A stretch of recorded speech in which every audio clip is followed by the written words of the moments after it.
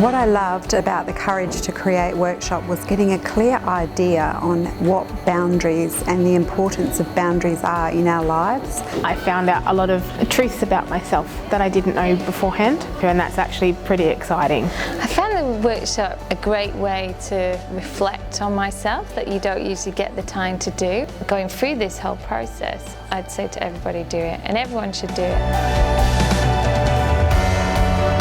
It was a great environment to learn, to be open, to learn new concepts and new ideas. I think it's going to help me on my personal and professional journey on finding my truth and how to live my truth.